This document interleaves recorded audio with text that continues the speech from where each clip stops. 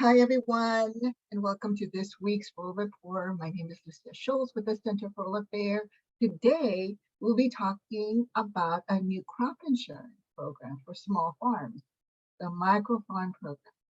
I am being joined by my colleague today, Kate Hansen, and she's going to be telling us a little bit about it. Welcome, Kate. Thanks, Lucia. Looking forward to talking about this. Great. Well, first of all, tell us a little bit about this program. What types of farmers should consider it? Yeah, so as you mentioned, Microfarm is a new crop insurance program. And the way crop insurance works, these are federal programs through the USDA that you actually buy from a private agent.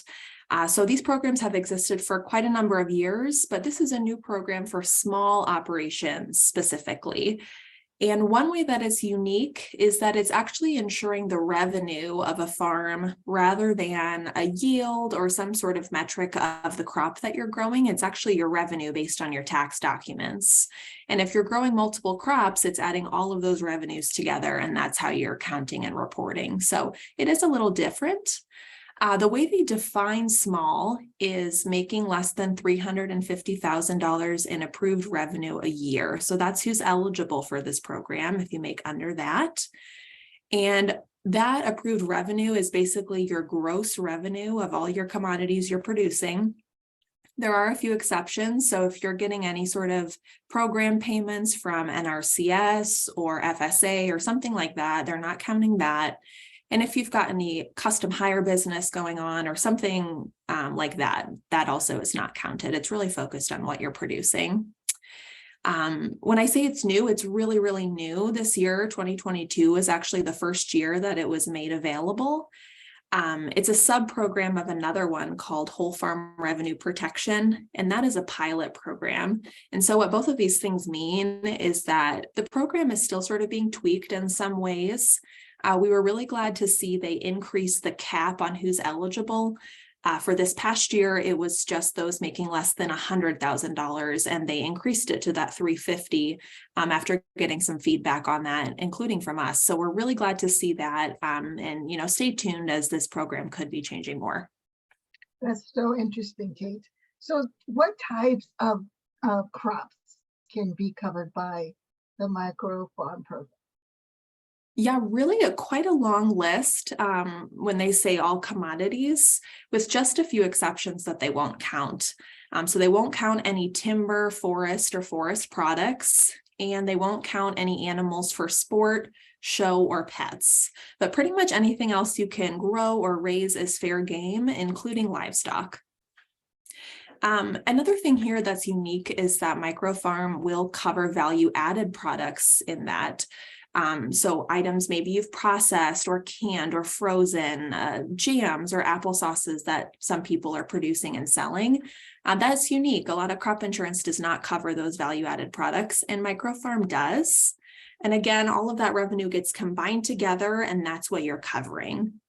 So coverage can be bought between 50%, which is the low end, and 85%, which is the high end. And so if you have, let's say, $100,000 of revenue that you're reporting, if you buy 85% coverage, you're covering $85,000 of your revenue. That's what you're protecting with the insurance. So all that's going together, and then you're deciding how much to cover for. But I also had heard that the center recently released a resource about the Micro Farm Program. What can you tell us about that? Yeah, so of course, this is a new program. We were getting some questions and just a lot of curiosity maybe was out there. So we put together a fact sheet on Microfarm. It's got a lot of program details in there. We tried to digest it a little bit for a farmer reader. When do I need to be thinking about signing up? How is my coverage going to be calculated? How do I find a crop insurance agent? So I think it's helpful to pick up if you're really just hearing about this for the first time. And we did publish it in both English and Spanish. So either option is out there on our website. So then after they learn about the program, what would be their next step? What should they do next if they're interested in not only learning more, but also purchasing from Micro Farm Program? Yeah, so we're probably talking about the 2023 crop. And there are a number of dates called the sales closing date that you may need to purchase it by. So sometimes that's January 31st or February 28th. But the big one, the main one that I'm aware of in our region is March 15th. So if you're not sure and you're hearing this from Nebraska or Iowa, I would almost certainly assume March 15th. And that's when you and your crop insurance agent are kind of signing the dotted line. This is what you want for the year. But before then, you do need to get in touch with a crop insurance agent to start the process. And I recommend doing that at least a few months in advance because this is a new program. You're probably signing up for it the first time. They may be learning about it as well. So giving that enough time, you're going to need to get them some documents, including some of your 3 years of your Schedule F tax forms for your farm.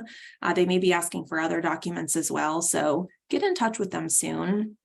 If you don't know where to start, I would ask around to other farmers. Who do they buy their crop insurance from? Do they like that person? That's a good way to start.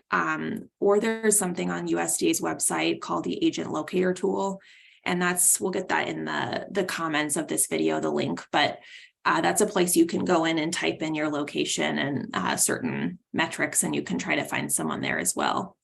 One last comment on that, you don't have to buy from the person down the road. As long as the agent has a license to sell crop insurance in your state, they can sell to you. So if you find someone that's a better fit, it doesn't have to be that person really, really close to you if you're able to work with them. Oh, great information. Is there anything else that you would like to add to this conversation, which is very interesting, by the way?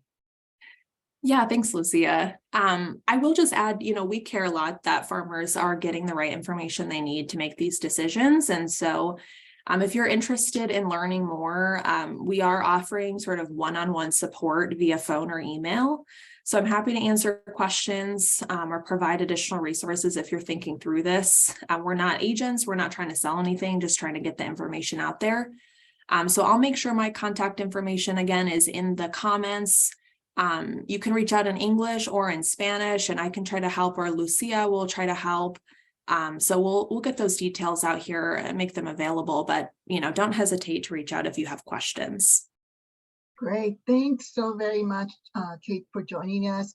Everyone, also thanks for joining us today to this Rural Report episode. Be sure to tune in to our next one and learn more about what the center is doing at cfra.org.